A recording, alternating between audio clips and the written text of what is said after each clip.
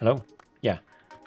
Okay, so I'm having such a hard time with the 3D printing of the main that I just thought about going through the vlogging situation that we have here using VR chat. So the first thing is that it's got to be in a, where is it? Selfie expression mode. So this is where it picks up the my the webcam reading my head position, and I can put my paws up here. And it also shows a little preview of me on the bottom right, so that I vaguely have an idea of what I look like to other people, in terms of moving around.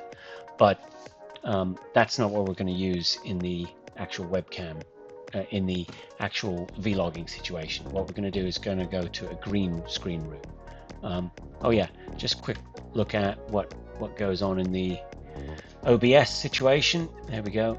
There's OBS sort of capturing the display screen and all these different inputs. There's that music. We're going to go turn off the music in a moment because it's kind of annoying. But usually I have to have some music to check that the sound is actually working. I'm going to go over here and pause there. All right.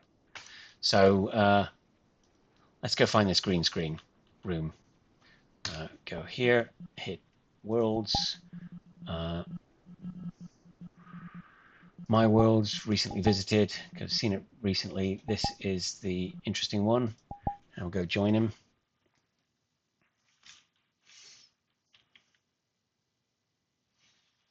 Okay, how are we doing? Let's check the OBS situation. Yep, still connecting. So the handy thing about doing vlogging in an actual public world is that people might be able to join you, which would be more interesting than, you know, it adds a bit of extra spice. I like using public worlds. Now, that's going to be the green screen area. I'm going to need, well, firstly you do is select it to be green. There we go, all green. And I'm going to need sunlight. Let me see. Grab the sunlight and wander in. Now, the camera, yeah, the camera's going to point this way. So, okay, let's move him there, drop him off.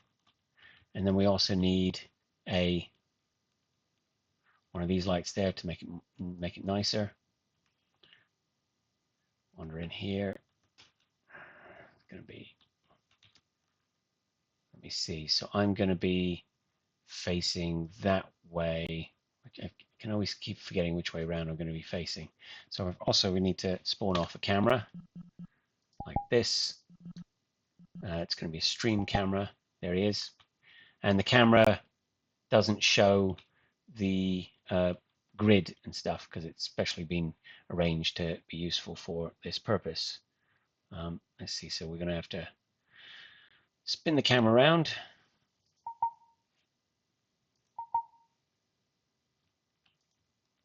I'll take a break and find out what it is, how to do it. Just a second. Okay, that was a lot of work. I've sort of got this bluey type light going in me, and sort of, let me see, I can sort of look around here, and there's the sunlight facing that way, and I can sort of position myself in some way. If you knew what you were doing with in terms of laying out stuff, you might do a lot better job. I kind of like this little bit of blue color on the side. Now, this isn't good enough really for what we're going to need to do. What we need to do is use the spout stream, put that on there, and then that gets captured on the, and you can also see it's all right, and realize, oh, the green is already filtered out. If we put the VR chat overlay and look at the properties, I can change the, oh, there's a system where you can change the filter. There we go. We can change the filter, and we can, there it is with green, there it is with the green filtered out. But what we need to do is turn it into the spout camera, which is the bit in the middle, and then turn them off. And now we actually have me alone in a nice black area in a way that people could walk in on me if they came into this public world. Then we overlay Blender, which is where I've been having a lot of misery at the moment, and I'll talk about that in just a second. Right. Oh, yeah. Okay, so here is the incredibly difficult project I've got going. This is the freak-hound head as uh, as we would expect. The sort of the original. There's a sort of mannequin I've put into it. Let me see, somewhere down here.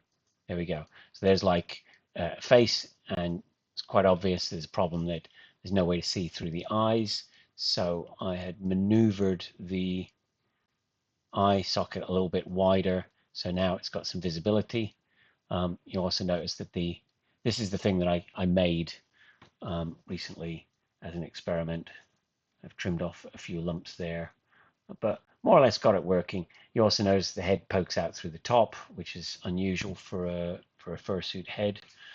But part of the reason I think I can do that is because there is a mane that covers it, like so, which goes over the top and all the way around the back. And that is the thing that I think is the most difficult to make. Oh my god, just a second, the 3D print has gone wrong again. One moment. Yeah, this printer seems not able to print like a flat layer of plastic on the base, even though I've managed to make it print pretty nice pyramids, but without a base. So I'm just trying to experiment to see if I can get some of these tufts going, but it's a really difficult puzzle. Let me see. Okay, so here we go. Yeah, so there's this very complex mane that I would like to make, and that sort of covers up the head and fits snugly around. And I think it's probably the most difficult part of the whole idea. Yeah, so if we turn off the other components, you can sort of get more of a idea of what's happening. There we go. And you select object mode, edit mode, shade flat, so maybe we can see the polygons, and then edit mode. Okay, so here we go. We have tons of these little tufts all higgledy-piggledy in different directions, and no way for them to actually stand up when they print. So what I've been doing is trying to separate out. Let me see. I separated out a piece. I made a object mode, edit mode.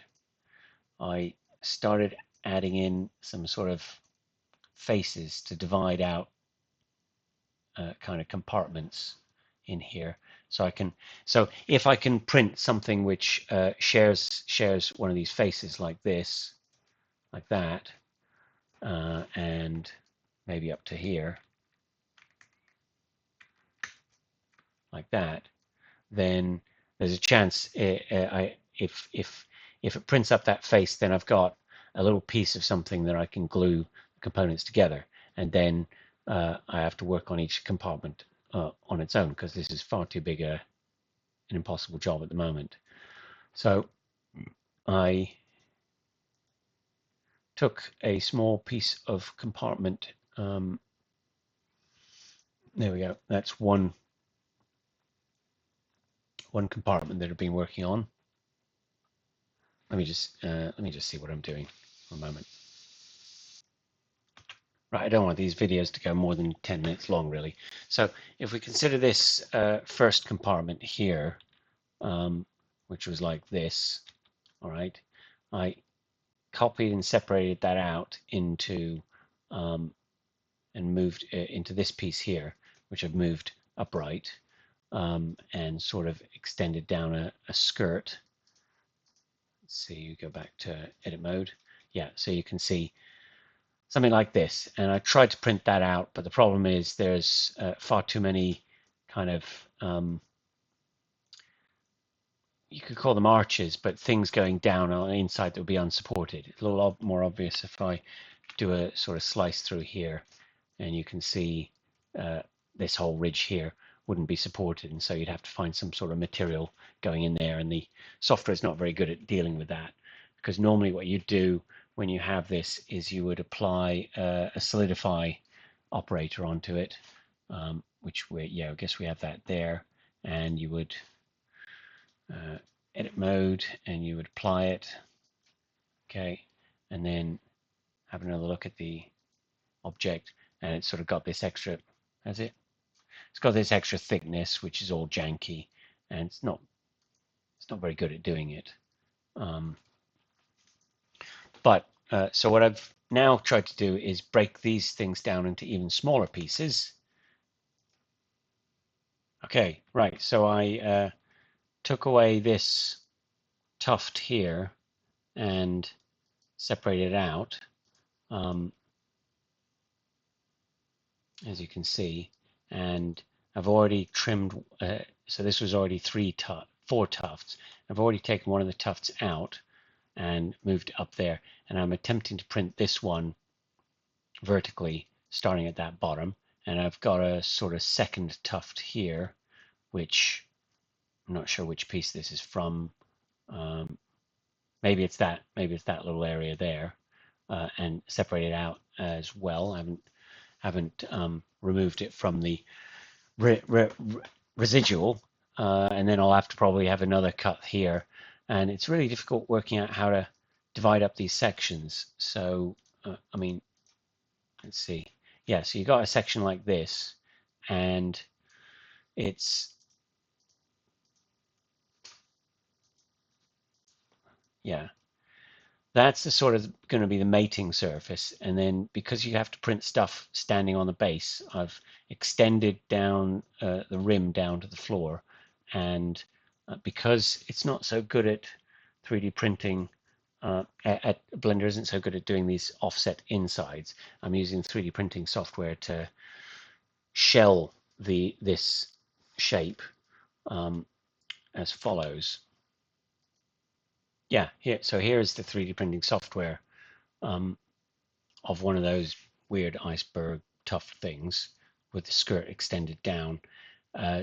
It's a complete closed mesh. To stop it printing the bottom, I've shifted the thing down a couple of millimeters to hide that, and then we've printed it with hollow mode, which I think is, there we go, hollowing.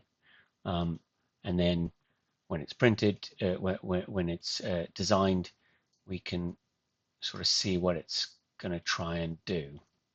Is it should hopefully start on a nice little rim down on the floor without trying to fill in a mesh at the bottom, which doesn't work at all, and just sort of just go round and round and round and gradually build up this surface or sort of film up to that shape, and then hopefully I can use some scissors and cut out pieces around here and then glue the piece together. That's the current state. If I did it all that way, it would probably take about a year to put the whole thing together and drive me nuts and wouldn't even fit properly. But hopefully if I do this a little bit, I might think of a better way of doing it. But so far that's going to be it. So I guess bye-bye. Wish me luck with this thing. There we go. Where's the OBS thing? It's gone. There we go. Right. Bye.